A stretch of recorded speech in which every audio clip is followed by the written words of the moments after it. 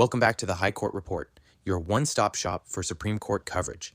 Today, we discuss TM versus University of Maryland Medical System Corporation. It was on of 3 Supreme Court opinions, on decided Thursday, June 18th, 2026. After a string of unanimous or near-unanimous cases, the justices decided this one 5-4. Justice Sotomayor wrote the majority. Justice Thomas concurred. Justice Barrett dissented, joined by Chief Justice Roberts and Justices Kagan and Gorsuch.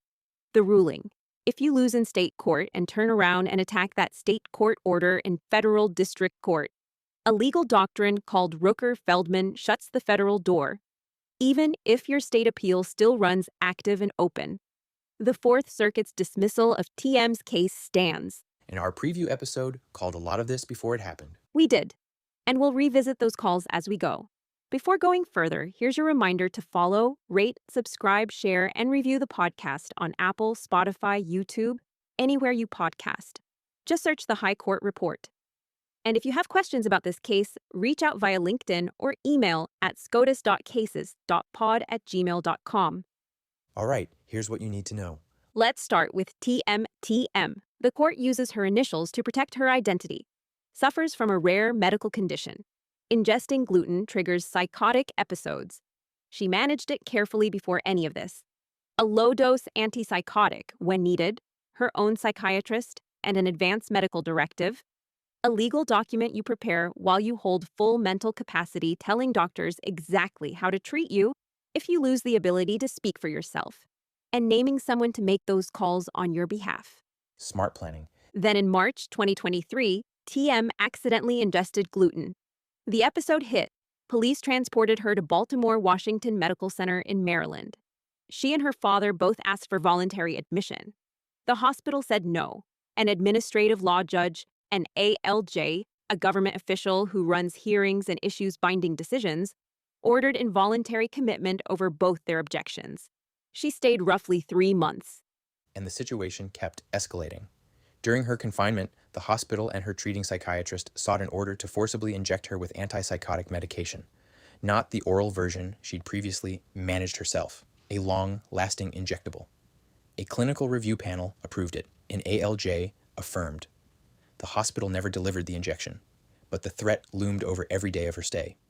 TM filed a number of lawsuits based on this escalating situation.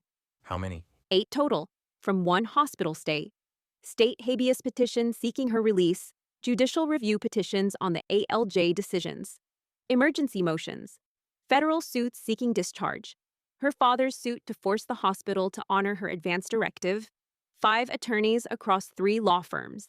Then a deal emerged. June 12, 2023. The state judge presiding over TM's habeas petition signed a settlement into a binding court order. The conditions: new psychiatrist, outpatient clinic, prescribe medications, her parents monitor compliance, and dismiss every pending lawsuit against the hospital with prejudice, permanently. The hospital discharged her. 5 attorneys signed that consent order. All 5. Then 10 days later, new counsel, new federal lawsuit. TM asked the federal district court in Maryland to void the consent order entirely. Her claim: it violated her due process rights, the constitutional guarantee that government actors cannot strip you of liberty without fair procedures, and arrests forced her to sign it. She also appealed the consent order in Maryland State Court simultaneously. Then she moved to pause that state appeal herself to avoid inconsistent rulings with the federal case. Maryland granted the pause. In our preview episode, we flagged that move in the preview as a potential problem for her. The federal district court dismissed TM's complaint on its own motion, without anyone asking, for lack of jurisdiction under Rooker-Feldman. The Fourth Circuit affirmed. That ruling created the split. The Fourth and Sixth Circuits held Rooker-Feldman applies regardless of whether state appeals remain open. 7 other circuits, the 1st, 2nd, 3rd, 5th, 7th, 10th, and 11th, required state proceedings to finish before the doctrine applied. Classic split, classic cert.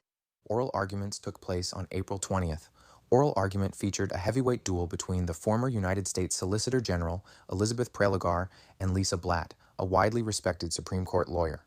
Elizabeth Prelogar argued for TM, and the justices pressed hard. If a plaintiff can voluntarily freeze her own state appeal while pursuing the federal courthouse, then pick it back up based on how the federal case unfolds. Did Rooker-Feldman just become something a litigant controls strategically? The majority addresses that directly. Explain Rooker-Feldman for people who missed the preview. The doctrine takes its name from two Supreme Court cases, Rooker versus Fidelity Trust Company, 1923, District of Columbia Court of Appeals versus Feldman, 1983. The rule? Federal district courts cannot review and undo state court judgments. Only the Supreme Court holds that power. Under 28 U.S.C. Section 1257, which grants the Supreme Court appellate jurisdiction over final judgments from state high courts. You lose in state court, you appeal up through the state system. If a federal constitutional question survives, you petition the Supreme Court. Federal district courts hold original jurisdiction only. They hear new disputes. They don't function as appeals courts for state court losers. You can't lose in Maryland state court, cross the street to federal court, and ask a federal judge to undo what the state judge decided. You cannot. TM's argument, Rooker-Feldman should apply only to final state court judgments, the kind the Supreme Court could review under Section 1257. Her state court appeal still sat open. The Supreme Court couldn't yet review the consent order. So, in her view, the district court could still hear the case. In our preview, we predicted the justices would press hard on what finality even means under her rule. When do state proceedings actually end? That prediction landed. The majority concludes her rule would swap one source of confusion for another.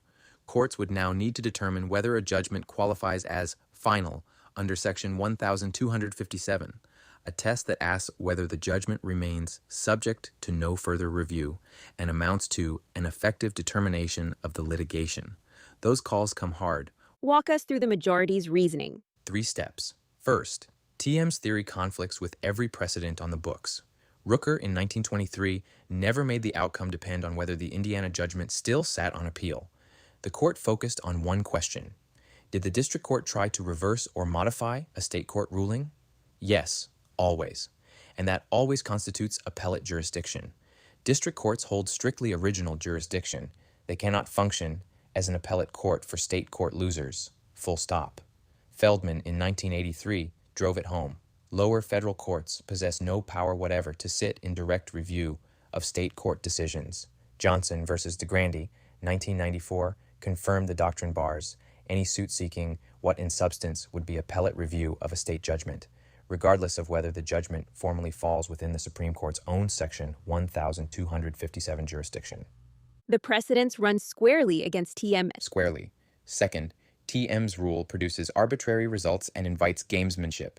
Consider two identical plaintiffs. Both lose on the same constitutional claim in state trial court. One files in federal court while the state appeal remains open. One waits for the state appeal to conclude. Under TM's rule, the first gets a federal forum. The second doesn't. Same claim, same injury, different timing. And the strategic behavior concern we flagged in the preview, and that landed at oral argument. The majority addresses directly. A plaintiff could file in federal court while a state appeal remains open, lock in favorable jurisdiction, then drop the state appeal entirely. TM voluntarily froze her own state appeal while pursuing the federal case. The majority found that pattern reason enough to reject the rule. And TM's argument that other doctrines cover the gap? Third reason, alternative doctrines don't substitute. TM argued abstention rules, where courts voluntarily hold back from interfering with another court's proceedings, and preclusion doctrines, which block parties from relitigating things already decided, do the same work. But the district court, in TM's own case, concluded neither applied. TM didn't relitigate underlying claims. She attacked the consent order itself as the source of injury. Those alternatives don't reach that situation. Rooker-Feldman does. And TM's backup move, which we called a potential Hail Mary in the preview, overruled Rooker-Feldman entirely. The majority declined, outside the scope of the question presented. In the end, the majority held that the Rooker-Feldman doctrine bars federal district court jurisdiction over suits by state court losers attacking state court judgments entered before the federal suit launched, regardless of whether state appellate proceedings remain open. Fourth Circuit affirmed. 5-4. Justice Sotomayor for the court, Justices Thomas, Alito, Kavanaugh, and Jackson joining. Justice Thomas agreed completely, but wrote separately. Thomas went back to the founding, his point. The power to revise another court's judgment always meant appellate jurisdiction, not just under modern precedent, but under the original constitutional design. Chief Justice Marshall said so in Marbury v. Madison in 1803. The essential criterion of appellate jurisdiction is that it revises and corrects the proceedings in a cause already instituted. Marshall reaffirmed it in Ex parte Bowman in 1807. Even a habeas corpus petition seeking to revise a detention order qualifies as appellate jurisdiction because another court's decision already sits underneath it. We flagged the habeas analogy in the preview. TM argued federal courts review state criminal convictions through habeas, so why not state civil judgments? Thomas closes that door. Habeas derives from a specific congressional grant, 28 U.S.C. Section 2254, deliberately enacted for state criminal judgments. Congress never wrote anything comparable for state civil judgments. TM needed a statutory grant. None exists. So in Thomas's view, strip away every precedent, and the constitutional architecture still controls. The result doesn't change. Now the dissent, and this coalition deserves a pause. Barrett, Roberts, Kagan, Gorsuch. A genuinely unusual group. Conservative Chief Justice, who almost never sides with the dissent, a liberal justice, Barrett. Barrett opens the dissent calling Rooker-Feldman a maddeningly elusive doctrine on shaky ground. Her structural argument: a collateral attack on a state court judgment doesn't equal an appeal. Think about what a real appeal involves. The record moves to the higher court. New evidence stays out. The appellate court can vacate the judgment below. A collateral attack, what TM mounted, works differently. New case, new evidence, welcome. And the district court entertaining the attack cannot vacate the original judgment even if it rules for you. Treating those as functionally identical doesn't hold. And her reading of the 2005 Exxon Mobil decision, that's the case that tried to contain the doctrine? Exactly. In Exxon Mobil versus Saudi Basic Industries Corporation, the court confined Rooker-Feldman to the procedural circumstances of the two cases from which the doctrine takes its name, and described a key feature of both. The losing parties sued in federal court after the state proceedings ended. 7 circuits honored that as a hard limit. The majority today buries it in a footnote. Barrett says that footnote burial contradicts what Exxon actually said. Barrett also addressed federalism. TM filed under 42 U.S.C. Section 1983, the Reconstruction-era Civil Rights Statute Congress enacted specifically to give individuals a federal forum when state actors violated their constitutional rights. The statute's entire purpose: federal courts stand between the states and the people as guardians of federal rights. Using federalism to dismiss a Section 1983 suit by someone challenging her involuntary psychiatric commitment inverts that purpose entirely. Barrett also flags the Full Faith and Credit Act, which the majority never mentioned, a federal statute that already tells courts how to treat state court judgments. Congress made that call. The majority had no authority to remake it. And here's her withering closing line. Rooker-Feldman has been given an inch. It should not be allowed to take a mile. A direct message to lower courts. The majority called the doctrine narrow repeatedly in today's opinion. Hold them to that word. That's how you end an opinion.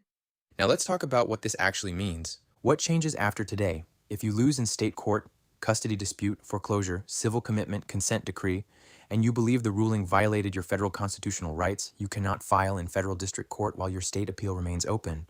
The federal courthouse door closes the moment the state court enters its judgment. People who need fast federal relief. That's who this decision hits hardest. Exactly TM's situation. She needed out of the hospital. The court's answer today: the Supreme Court, not the district courts, reviews state court judgments, and only after the state process concludes. The central confusion in Rooker-Feldman that the majority left entirely untouched. When does a federal plaintiff truly attack a state court judgment versus bring an independent federal claim? Today's ruling adds one more answered question without solving that harder problem. Future cases draw that line. And TM personally, her Maryland state appeal remains stayed. She can revive it, pursue the state process, and if a federal constitutional question survives, petition the Supreme Court directly.